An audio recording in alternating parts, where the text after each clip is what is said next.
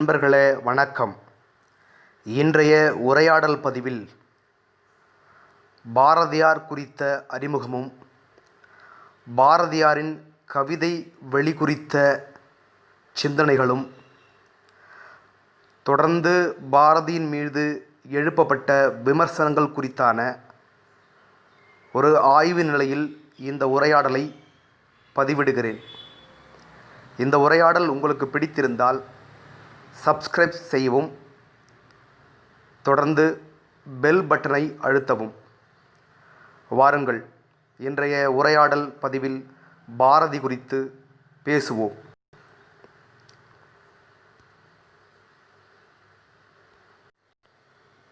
பாரதி யார்?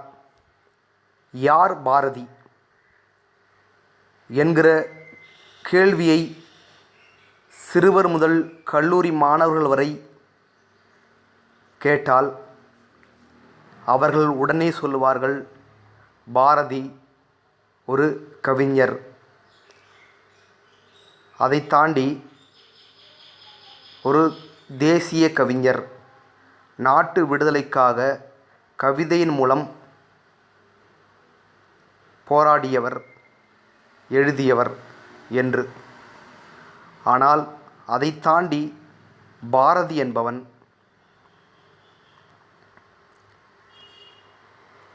ஒரு சாதி ஒழிப்பு போராளியாக, அதாவது தீண்டாமை குறித்து தன்னுடைய கவிதைகளில் உரத்து பேசியவன், அதற்கு எதிராக கடைசி வரை போராடியவன். பாரதி நாட்டினுடைய விடுதலைக்காக போராடிய ஒரு விடுதலை கவி.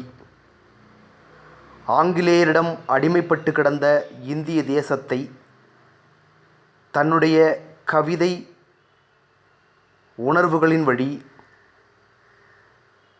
அடிமைப்பட்டு கிடந்த மக்களின் மனங்களில், அறிவில் கவிதை உணர்வை விதைத்து அதன் மூலம் அனைவரையும் ஒன்றாக போராடச் செய்தவன் மகாகவி பாரதி. பாரதி மகாகவி என்றும் தேசிய கவி என்றும் அழைக்கப்படுகிறார். ஒருவர் மகாகவி என்றும் தேசிய கவி என்றும் அழைக்கப்படுவதற்கு பல காரணங்கள் இருக்கிறது. சாதாரணமாக ஒருவரை மகாகவி என்றும் தேசிய கவி என்றும் யாரும் ஏற்றுக்கொள்வது கிடையாது, யாரும் கொண்டாடுவது கிடையாது. அந்த வகையில் இந்திய நாட்டினுடைய விடுதலை உலகின் வேறு பிரதேசங்களில்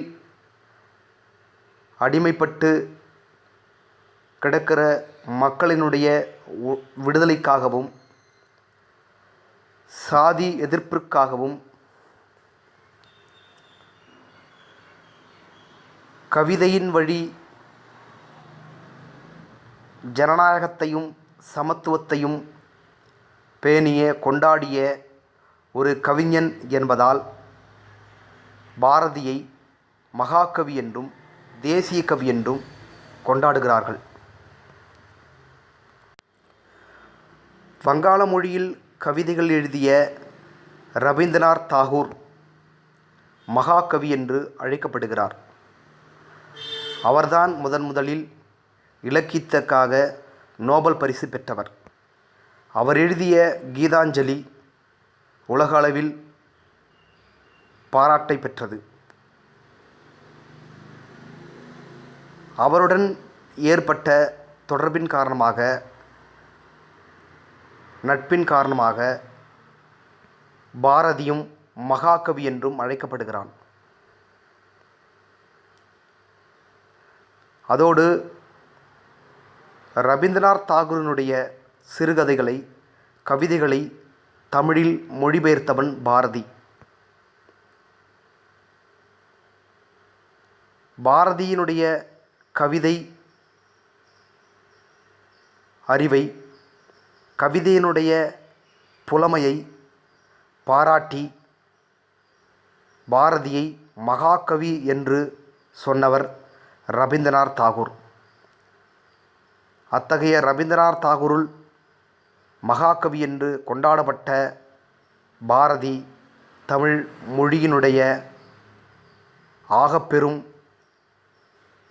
பொக்கிஷமாக, தமிழ்நாட்டின் கவிதைகளின் பிதாமகனாக, தமிழ் புதுக்கவிதையின் தந்தையாக கொண்டாடப்படுகிறான்.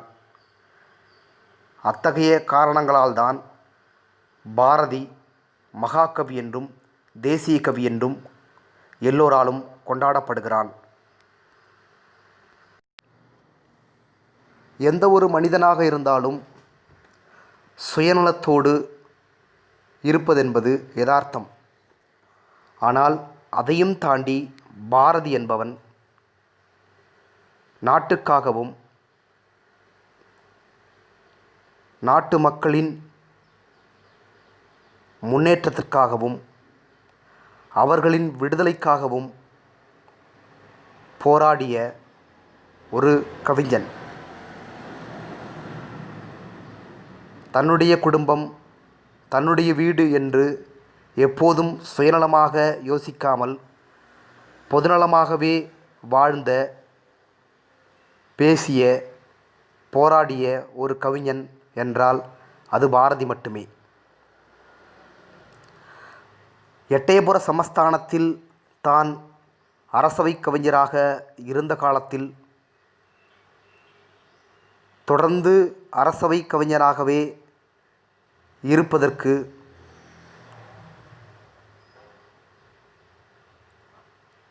எட்டயபுர சமஸ்தானத்தைச் சேர்ந்த அரசர் வற்புறுத்திய சூழலில் அதையெல்லாம் தாண்டி பொது சமூகத்தின் விடுதலைக்காகவும் பாமர மக்களின் முன்னேற்றத்திற்காகவும் இந்திய நாட்டின் விடுதலைக்காகவும் தன்னுடைய கவிதையை, தன்னுடைய உணர்வை மாற்றிக்கொண்டவன் பாரதி. அவன் நினைத்திருந்தால் எட்டயபுர சமஸ்தானத்தில் தனக்கு கிடைத்த பதவியை, சொகுசான வாழ்க்கையை, தேவைக்கு அதிகமான பொருளை, பணத்தை பெற்றுக்கொண்டு சுயநலமாக வாழ்ந்திருக்கிறான். ஆனால் அதை தாண்டி ஒரு பொதுநல உணர்வோடு வாழ்ந்த ஒரு கவிஞனாக பாரதி எல்லா காலத்திலும் வாழ்ந்திருக்கிறான் என்பதே பாரதி நம் காலத்தில், நம் தமிழ் தேசத்தில் வாழ்ந்திருக்கிறான் என்பதற்கு சாட்சியம் பாரதி மட்டுமே. பாரதியை எல்லோரும் கவிஞன், நாட்டு விடுதலைக்காக போராடியவன், சிறுகதையாளன் என்று மட்டுமே பாரதியை அடையாளப்படுத்துகின்றனர். அதையும் தாண்டி பாரதி ஒரு பத்திரிகை ஆசிரியராக, பத்திரிகை உலகில் பிதாமகனாக வாழ்ந்திருக்கிறான். அந்த வகையில் 1902 ஜி. சுப்பிரமணிய ஐயர் என்பவரால் தொடங்கப்பட்ட சுதேசமித்திரன் என்ற பத்திரிகையில் சுப்பிரமணிய ஐயரோடு சேர்ந்து இணையாசிரியராக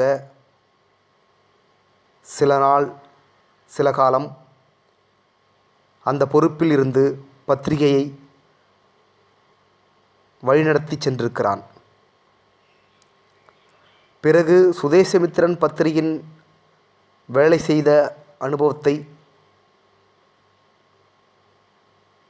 சரியாக பயன்படுத்தி கொண்டு தானே சொந்தமாக பத்திரிகை நடத்தியிருக்கிறான். அப்படி பாரதியால் நடத்தப்பட்ட பத்திரிகைகள் 3. 1 இந்தியா, 2 விஜயா, 3 பாலபாரத். இந்த 3 பத்திரிகைகளும் 3 விதமான இலக்கிய வடிவங்களை வெளிப்படுத்துவதற்காக பாரதி பயன்படுத்தியிருக்கிறான். இந்தியா என்கிற பத்திரிகை பாரதி நாட்டு விடுதலை உணர்வை கவிதையின் வழி வெளிப்படுத்துவதற்கும், விஜயா என்ற பத்திரிகையின் மூலம் அரசியல் மற்றும் சமூகம் சார்ந்த கட்டுரைகளை எழுதி வெளியிடுவதற்கும், பாலபாரத் என்கிற பத்திரிகையை முழுக்க முழுக்க ஆங்கில பத்திரிகையாகவும் பாரதி நடத்தியிருக்கிறான். எனவே பாரதி கவிஞன், சிறுகதையாசிரியன், நாட்டுக்காக போராடிய தேசிய கவி என்பதையெல்லாம் தாண்டி தன்னை ஒரு பத்திரிகையாளனாக நிலைநிறுத்திக் கொள்வதே, அடையாளப்படுத்திக் கொள்வதையே பெருமையாக நினைத்தவன் பாரதி. இவ்வாறு 3 பத்திரிகைகள் நடத்தியதன் கிடைத்த அனுபவத்தை, பத்திரிகைகளின் அடுத்த கட்ட வளர்ச்சியை எவ்வாறு மக்களிடத்தில் கொண்டு செல்லலாம், பத்திரிகை படிப்பதை மக்களிடத்தில் வேறு எந்த வகையில் தூண்டலாம், அதன் மூலம் அவர்களை எப்படி நாட்டினுடைய விடுதலைக்கு கிளர்ச்சியை ஏற்படுத்தலாம் என்று யோசித்ததின் விளைவாக பாரதி சித்திரப்படங்களை தன்னுடைய பத்திரிகைகளின் வழி வெளியிட்டான். அந்த வகையில் முதல் கார்ட்டூனிஸ்டாகவும் பாரதி தன்னுடைய பத்திரிகைகளின் வழி தன்னை அடையாளப்படுத்தி கொண்டான்.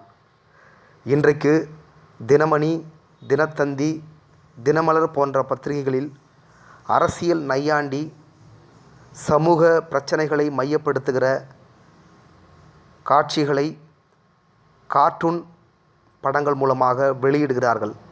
இதற்கெல்லாம் முன்னோடியாக, ஆதர்சமாக திகழ்ந்தவன் மகாகவி பாரதி. பாரதி ஒரு பிராமண சமூகத்தைச் சேர்ந்தவன் என்பது எல்லோருக்கும் தெரியும். அவ்வாறு தான் பிறந்த பிராமண சமூகத்தில் அவனுக்கு இருந்த எதிர்ப்பு, அவனை எல்லோரும் நிராகரித்தது, அதன் மூலம் தன்னுடைய குடும்பமே எவ்வாறு பிராமணர்களால் வசைபாடப்பட்டது என்பதையெல்லாம் பாரதியினுடைய வாழ்க்கையில் நடந்த மிக முக்கிய நிகழ்வுகளாகும். அவ்வாறு நடந்தவை குறித்து ஒருபோதும் பாரதி சமரசம் செய்து கொண்டோ அல்லது அவர்களுக்கு வளைந்து கொண்டோ பாரதி தன்னை மாற்றிக்கொள்ளவில்லை. எப்போதும் பாமர மக்களுக்காகவும், இந்திய நாட்டினுடைய தீண்டாமை, ஒடுக்குமுறை இவற்றுக்கு எதிரான ஒரு கவிஞனாகவே தன்னை அடையாளப்படுத்தி கொண்டான். அந்த வகையில் ஆதிக்கம் நிறைந்த பிராமண சமூகத்தில் தான் பிறந்தாலும் தன்னுடைய சுயசாதியை சார்ந்த பிராமணர்களை எதிர்ப்பதை, அவர்களை வசைபாடுவதை பாரதி ஒருபொழுதும் தன்னுடைய கவிதைகளில் எழுதாமலோ பாடாமலோ இருந்ததில்லை. அதற்கு நிறைய சாட்சிகள் அவனுடைய கவிதைகளில் வெளிப்படுகிறது. அது குறித்து பிறகு வரும் பதிவுகளில் பார்ப்போம். எனவே பாரதி என்பவன் எப்பொழுதும் சுயசாதி பற்று அற்றவனாக, சுயசாதியைச் சேர்ந்தவர்கள் அவர்கள் பிற சமூகத்தைச் சார்ந்தவர்கள் மீது காட்டுகின்ற தீண்டாமை, சாதிய ஏற்றத்தாழ்வு இவற்றை கண்டு எதிர்ப்பவனாக, பேசுபவனாகவே பாரதி வாழ்ந்திருக்கிறான்.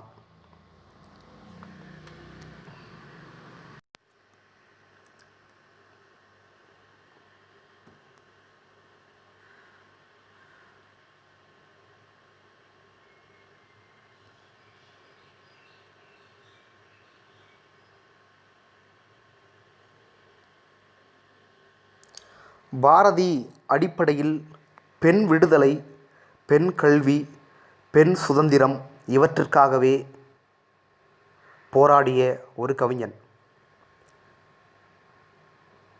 அடுப்பூதும் பெண்களுக்கு படிப்பதற்கு வீட்டுக்குள்ளே பெண்களை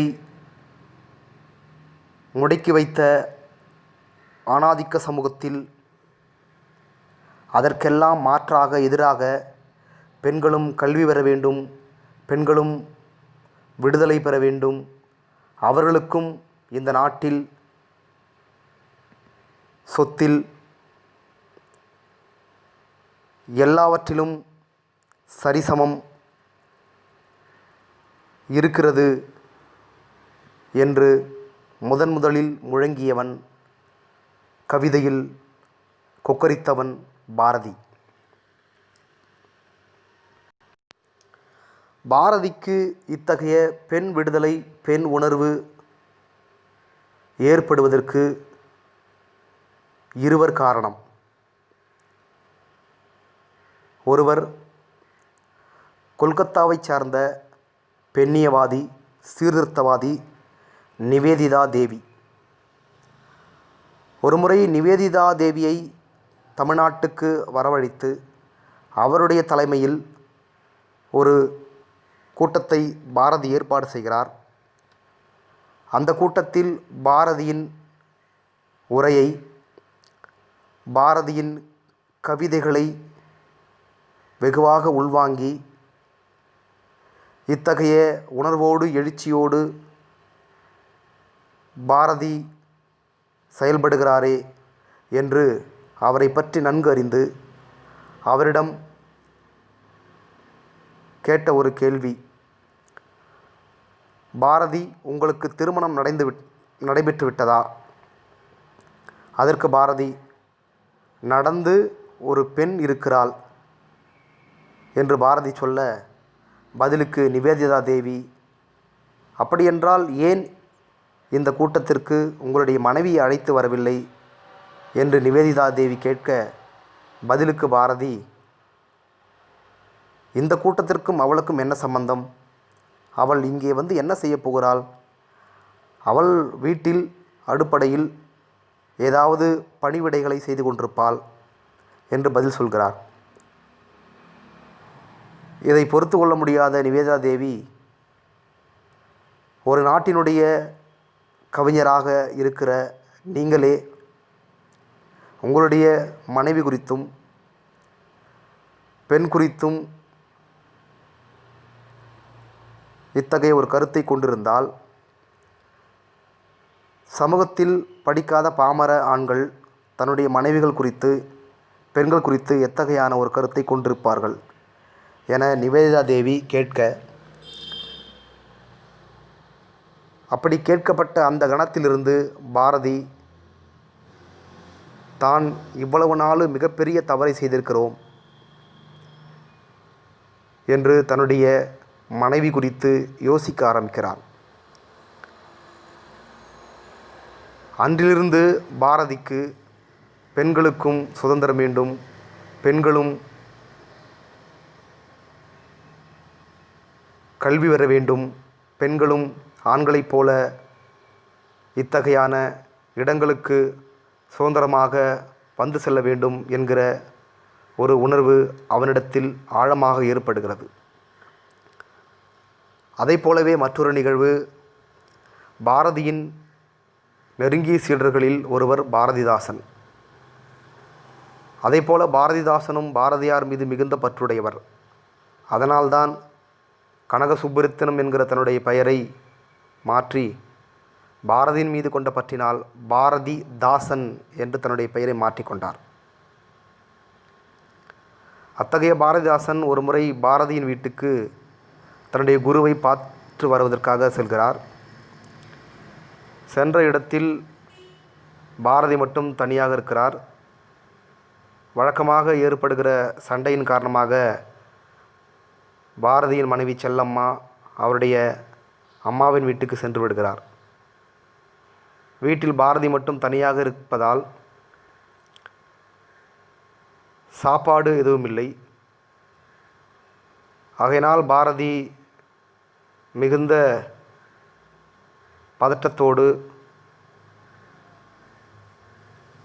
வருத்தத்தோடு தன்னுடைய சிஷ்யன் முதல் முறையாக தன்னுடைய வீட்டுக்கு வந்திருக்கிறான். அவனுக்கு ஏதாவது சாப்பிட கொடுக்க கூட நம் வீட்டில் எதுவும் இல்லையே, இந்த நேரத்தில் செல்லம்மாவும் வீட்டில் இல்லையே என்று வருத்தப்படுகிறார். உடனே பாரதி, சரி ஒரு பாலையாவது காய்ச்சி அவனுக்கு கொடுப்போம் என்று முடிவு செய்து வீட்டில் இருந்த பாலை எடுத்து காய்ச்ச நினைக்கிறார். வீட்டில் விறகும் இல்லை. இப்படியாக ஒவ்வொன்றும் இல்லாத சூழலில் பாரதிக்கு செல்லம்மா குறித்த முக்கியத்துவமும், அவள் வீட்டில் இல்லாததால் எந்த பொருளையும் வாங்கி வைக்க முடியவில்லையே, எனவே பெண்கள் வீட்டில் இருப்பது எத்தகைய முக்கியத்துவமானது என்று யோசிக்கிறார். ஒரு கட்டத்தில் பாலை காய்ச்சுவதற்கு விறகு கூட இல்லாத நிலையில் அதற்கு முன்பு தான் கவிதை எழுதி போட்ட காகிதங்களை எடுத்து பாரதி எடுத்து பற்ற வைக்கிறார். பற்ற வைக்கும்போது காகிதங்கள்லாம் எரிந்து அந்த சாம்பலானது பாலின் மீது படிந்து விடுகிறது. இதனால் வெண்மையாக இருந்த பால் கருப்பு நிறத்தில் மாறிவிடுகிறது. அப்பொழுதும் பாரதி வருத்தப்படுகிறான். ஒரு சாதாரண பாலை கூட நம்மளால் காய்ச்ச முடியவில்லையே, இவ்வளவு நாள் தனக்கு சுவையான உணவையும் இந்த அடுப்பங்கரையில் இருந்து மிகுந்த கண்ணெரிச்சலோடும் வருத்தத்தோடும் புகை மூட்டத்தோடும் நம்முடைய மனைவி செல்லம்மா எந்த அளவிற்கு கஷ்டத்தை பெற்றிருப்பாள், எந்த அளவுக்கு துன்பத்தோடு அவள் இருந்திருப்பார் என்கிற யோசனையும் ஆழமாக எழுகிறது. இதற்கு முன்பு நிவேதிதா தேவி கேட்ட கேள்வியும், அடுத்து பாரதிதாசன் தன்னுடைய வீட்டுக்கு வருகை தந்ததும் என்கிற இந்த 2 நிகழ்வும் தான் பாரதிக்கு வீட்டில் அடுப்பங்கரையில் பெண்கள் எந்த அளவிற்கு கஷ்டப்படுகிறார்கள், வீட்டிலேயே முடங்கி கிடப்பதால் அடுப்பங்கரையிலே பெண்களுடைய வாழ்நாள் முடிந்து விடுவதால் அவர்கள் கல்வியை, சுதந்திரத்தை, விடுதலையை பெற முடியாமல் போகிறார்களே என்கிற வருத்தங்கள் அவனுக்குள் எழுகிறது. அப்படி எழுந்ததன் மூலமாகத்தான் பாரதி பெண் விடுதலை, பெண் கல்வி, பெண் சுதந்திரம், பெண் முக்கியத்துவம் குறித்தெல்லாம் தன்னுடைய கவிதைகளில் தொடர்ந்து மிகவும் அழுத்தமாகவும் மிகவும் காத்திரமாகவும் தன்னுடைய கவிதைகளில் எழுத முற்பட்டு தொடர்ந்து பெண் விடுதலை, பெண் கல்வி குறித்தும் தன்னுடைய கவிதைகளில் அதிகமாக எழுதியவன் பாரதி. எனவே பாரதி என்பவன் முதல் பெண்ணியவாதியாகவும் பெண் விடுதலைக்காக தன்னையே அர்ப்பணித்து கொண்டவனாகவும் தன்னுடைய கவிதைகளின்படி அடையாளம் பெற்றான்.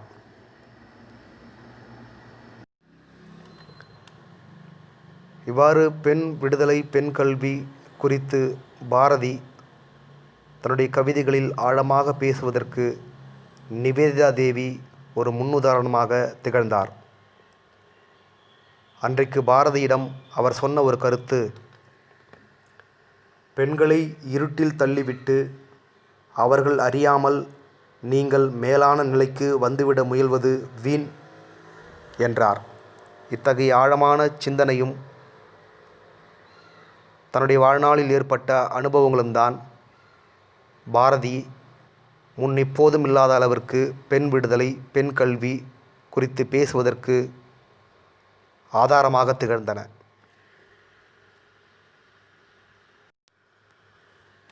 அப்படி பாரதியால் எழுதப்பட்ட மிக முக்கியமான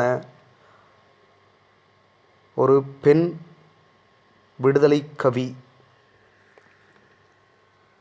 பெண்ணுக்கு விடுதலை என்று இங்கு ஓர் நீதி பிறப்பித்தேன், அதற்குரிய பெற்றி கேளீர், மண்ணுக்குள் எவ்வுயிரும் தெய்வமென்றால் மனையாளும் தெய்வம் அன்றோ, மதிகெட்டீரே, விண்ணுக்கு பறப்பது போல் கதைகள் சொல்வீர், விடுதலை என்பீர், கருணை வெள்ளம் என்பீர், பெண்ணுக்கு விடுதலை நீர் இல்லை என்றால் பின் இந்த உலகினில் வாழ்க்கை இல்லை என்று ஆணாதிக்கம் நிறைந்த சமூகத்தை எதிர்த்து அவர்களுக்கு புரிய வைக்கும்படியாக பாரதி இந்த கவிதையை பெண்ணினுடைய விடுதலை குறித்தும் பெண்ணினுடைய முக்கியத்துவம் குறித்தும் பேசியிருக்கிறான்.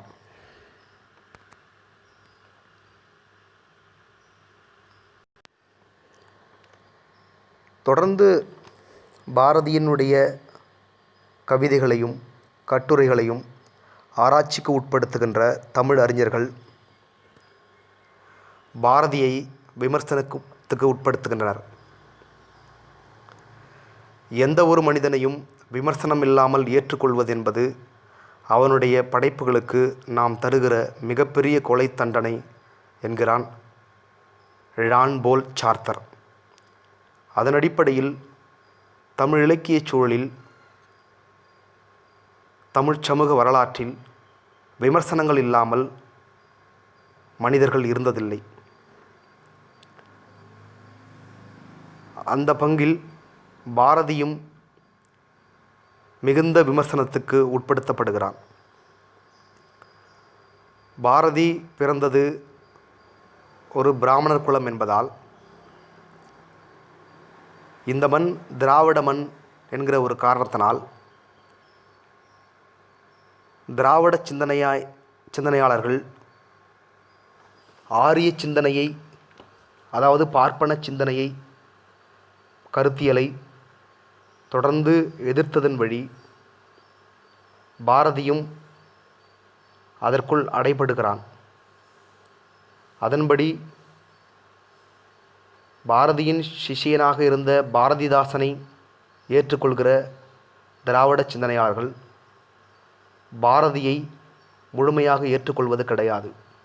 ஏனென்றால் பாரதி பிராமண சமூகத்தைச் சார்ந்தவன் என்பதாலும் ஆரிய கருத்தியல் உடையவன் என்பதாலும் அவனை முழுமையாக ஏற்றுக்கொள்வது கிடையாது. இதனால்தான் பாரதியினுடைய கவிதைகளும் பாரதியினுடைய கட்டுரைகளும் தொடர்ந்து விமர்சனத்துக்கு உள்ளாக்கப்பட்டது. அதன்படி பாரதியை ஒரு பார்ப்பனன் என்றும் பாரதியை ஆரிய வந்தேரி என்றும் இங்கிருக்கிற திராவிட சிந்தனைகளும் தமிழ் தேசிய அமைப்புகளும் பாரதியை மிகுந்த விமர்சனத்துக்கு உட்படுத்தினர். அதோடு மட்டுமில்லாமல் பாரதி தன்னுடைய கவிதைகளில்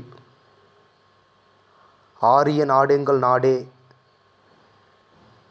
என்பதன் மூலமும் பாரத நாடு பழம்பெரும் நாடு என்பதன் மூலமாகவும் இந்த நாட்டை ஒரு இந்துத்துவத்தின் அடிப்படையிலும் ஆரிய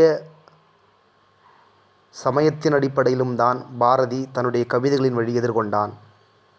இந்த நாட்டை பாரத நாடாகவும் ஆரிய நாடாகவும் பார்த்த பாரதி இது ஒரு திராவிட நாடு, தமிழினத்தின் நாடு என்று பார்க்க தவறிவிட்டான் என்பதாக பாரதியை எதிர்க்கின்றனர்.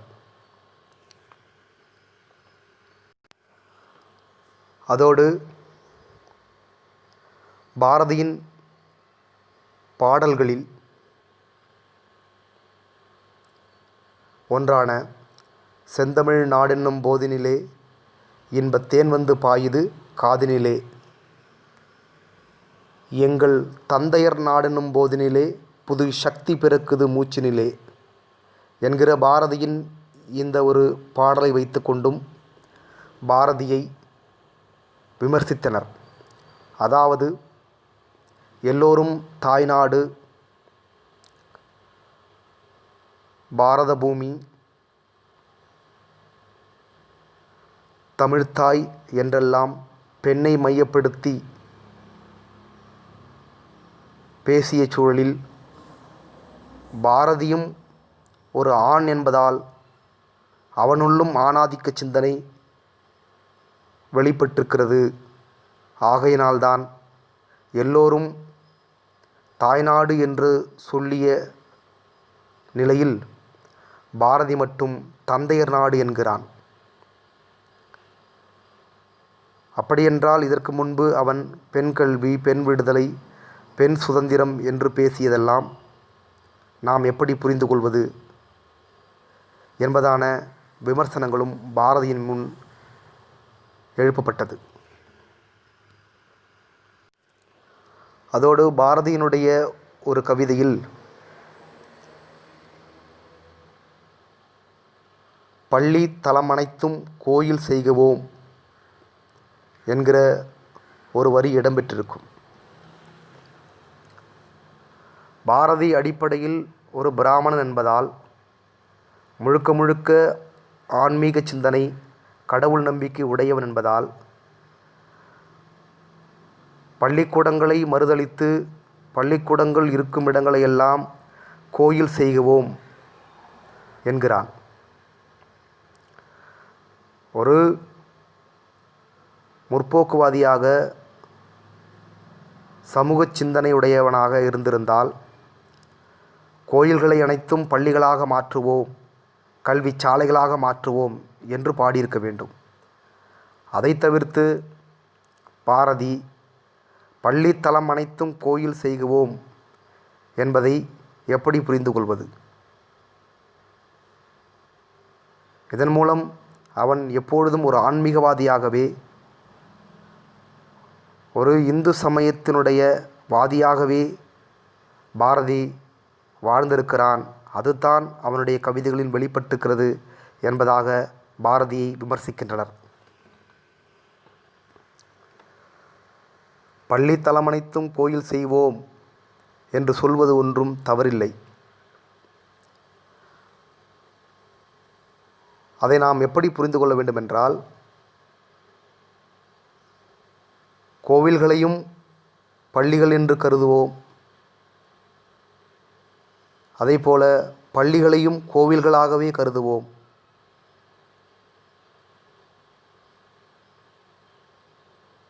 பள்ளிக்கூடங்களும் கோவில்களும் எல்லா மக்களும் வந்து செல்கின்ற இடம். எனவே கல்வியை கோவிலிலும் பள்ளிக்கூடத்திலும் பெறலாம் என்கிற ஒரு சிந்தனையின் அடிப்படையில் பாரதி சொல்லியிருக்கலாம். எனவே இந்த கருத்தும் யோசிக்க வேண்டிய கருத்தாக இருக்கிறது. அதைப்போல பாரதி செய்த மிகப்பெரிய புரட்சிகர சிந்தனை, இந்திய தேசமே வியந்து பார்த்த சிந்தனைகளில் ஒன்று, பாரதி தன்னுடைய சிஷ்யர்களில் ஒருவனான ஒடுக்கப்பட்ட சமூகத்தைச் சேர்ந்த கனகலிங்கன் என்பவனுக்கு 1923ஆம் ஆண்டு பூணூல் அணிவித்து அவனை பார்ப்பனனாக மாற்றியது. இந்த சமூகத்தில் பூணூல் அணிந்தவர்கள் எல்லாம் உயர்ந்தவராகவும் மேல் சாதியாகவும் பார்க்கின்ற ஒரு பார்வை இருக்கிறது. எனவே யாரெல்லாம் ஒடுக்கப்பட்டவர்களாக, தாழ்த்தப்பட்டவர்களாக இருக்கிறார்களோ அவர்களுக்கெல்லாம் பூணூல் அணிவித்து விட்டால் அவர்களும் உயர்ந்த சாதியைச் சேர்ந்தவர்கள்தான், அவர்களும் பிராமணர்கள்தான் என்கிற ஒரு எண்ண ஓட்டத்தின் மூலம் பாரதி கனகலிங்கன் என்பவன் மூலமாக அத்தகைய ஒரு நிகழ்ச்சியை ஏற்பாடு செய்தான். இது தான் பிறந்த பிராமண சமூகத்தில் மிகப்பெரிய கிளர்ச்சியை, எதிர்ப்பை ஏற்படுத்தியது. இருப்பினும் அதையெல்லாம் பொருட்படுத்தாது பாரதி கனகலிங்கன் உட்பட ஏராளமான தாழ்த்தப்பட்ட சமூகத்தை சார்ந்தவர்களுக்கு பூணூல் அணிவித்து அவர்களை பிராமணனாக மாற்றுகிறேன் என்கிற மிகப்பெரிய சீர்திருத்தத்தை ஏற்படுத்தினான். இதை பின்வந்த திராவிட இயக்க சிந்தனையாளர்கள் பாரதியின் மீது விமர்சனமாக எழுப்புகிறார்கள். அதாவது, இந்த சமூகத்தில் உயர்ந்தவன் தாழ்ந்தவன் என்ற பேதத்தை உருவாக்கியவர்களே பார்ப்பனர்கள்தான். அத்தகைய பார்ப்பனர்களுக்கு எதிராக பாரதி ஒரு கிளர்ச்சியை செய்ய வேண்டுமென்றால் அவன் பூணூலை அறுத்திருந்திருக்க வேண்டும். மீண்டும் பூணூலை அணிவிப்பதன் மூலமாக பாரதி எல்லோரையும் பார்ப்பனனாக மாற்றும் வேலையையே செய்திருக்கிறான். எனவே பாரதியின் இந்த செயல் மிகவும் ஏற்புடையதென்று கண்டிக்கத்தக்கது. ஒரு மகாகவி, தேசிய கவி என்றால், சுயசாதியை எதிர்ப்பவன் என்றால் அவன் பூணூலை அறுத்தெறிகிற செயலைத்தான் செய்திருக்க வேண்டும். பூணூலை அணிவிப்பதன் மூலமாக எல்லோரையும் பிராமணனாக மாற்றுதல், எல்லோரையும் பிராமண நிலைக்கு உருவாக்குதல் என்ற ஒரு செயலைத்தான் பாரதி செய்தான். எனவே இது ஒன்றும் பெரிய புரட்சிகரமான செயல் இல்லை என்று பாரதியின் மீது இன்றைக்கும் ஒரு விமர்சனம் வைக்கப்படுகிறது.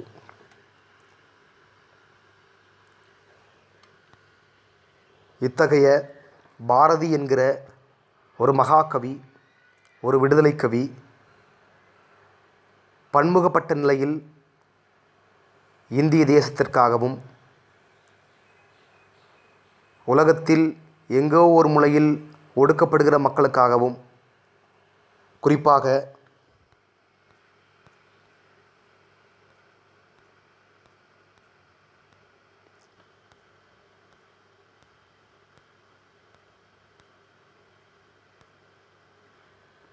பிஜி தீவு என்கிற தீவில் அங்கே உள்ள கரும்பு தோட்டத்தில் வேலை செய்த மக்களின் அடிமை நிலைக்கு வெகுண்டெழுந்து அவர்களின் உணர்வை உலகமே கேட்கும்படியாக தன்னுடைய கவிதைகளில் பேசியவன். இப்படி தமிழகம், இந்தியம் மற்றும் உலகம் தாண்டிய அளவில் தன்னுடைய கவிதையின் வழியாக சிந்தித்தவன், போராடியவன் பாரதி. எனவே பாரதி என்பவன் வெறும் கவிஞன் மட்டுமல்ல, அவன் இந்திய தேசத்தினுடைய மிகப்பெரிய பிதாமகன். புதுக்கவிதை என்கிற கவிதையை தோற்றுவித்ததில் பாரதிக்கு மிகப்பெரிய பங்களிப்பும் முக்கியத்துவமும் உண்டு.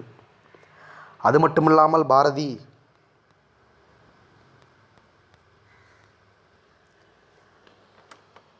உலகத்திலுள்ள புகழ்பெற்ற கவிஞர்களுடைய, அதாவது ஷெல்லி, கீட்ஸ், பைரன், ஷெகாவ் மற்றும் ரவீந்திரநாத் தாகூர் போன்றோருடைய கவிதைகளை, அவருடைய சிந்தனைகளை உள்வாங்கி அதை இந்திய தேசியத்தினுடைய விடுதலைக்காகவும்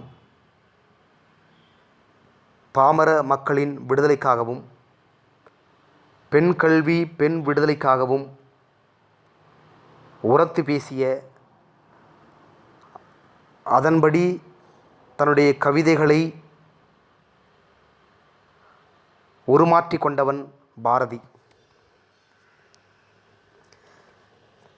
இத்தகைய பாரதி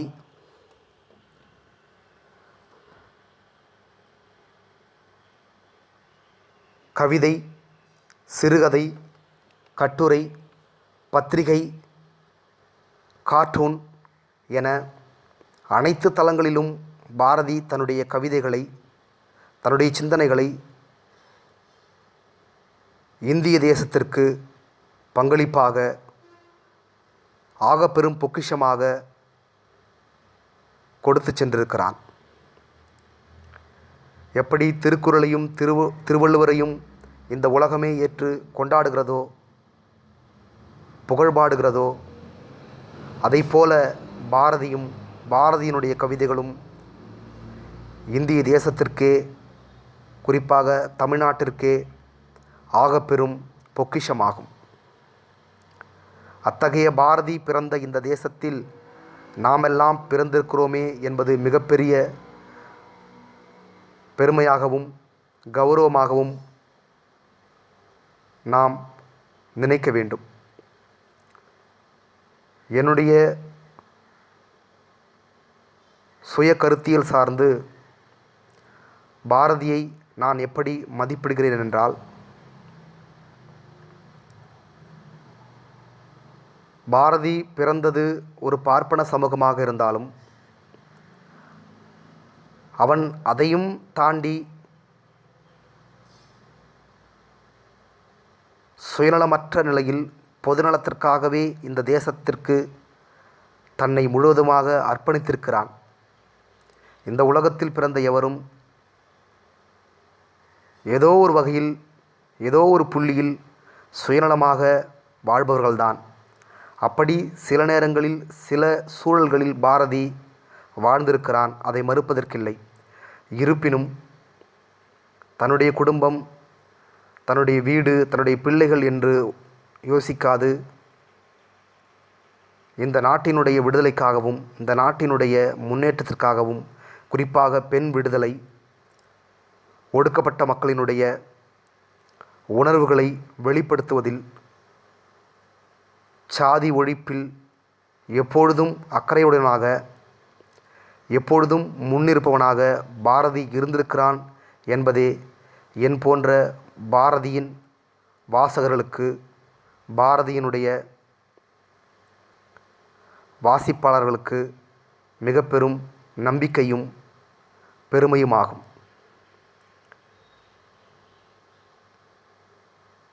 எனவே பாரதியின் கவிதைகளின் வழி, பாரதிகளினுடைய சிந்தனைகளின் வழி அவனை கொண்டாடுவோம். பாரதியை அவனுடைய இனம் கடந்து, பாரதியை அவனுடைய கருத்தியல்களின் வழி, அவனுடைய கவிதைகளின் வழி போற்றுவோம். அடுத்தடுத்த தலைமுறைக்கு பாரதியின் புகழை சொல்லித் தருவோம் என்பதாக இந்த உரையாடலின் வழி என் வாசிப்பில் பாரதியை நான் புரிந்து கொண்டது, என்னுடைய உணர்வில் பாரதியை எவ்வாறு நான் போற்றுகிறேன் என்பதான கருத்தியலை இந்த உரையாடல் வழி பகிர்ந்து கொள்வதற்கு ஒரு வாய்ப்பாக கருதி நிறைவு பெறுகிறேன். நன்றி, வணக்கம்.